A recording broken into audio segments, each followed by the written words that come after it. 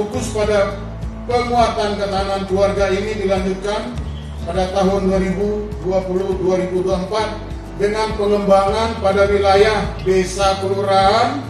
sebagai bentuk implementasi adanya desa kelurahan Bersinar dengan penguatan ketahanan keluarga berbasis sumber daya pembangunan desa. Kegiatan yang merupakan modifikasi antara program Desa Bersinar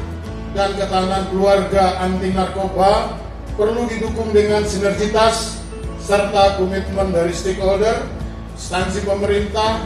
institusi swasta, lembaga pendidikan, ormas, pokmas yang perannya sangat strategis dan sangat penting dalam mewujudkan program ketahanan keluarga anti narkotika.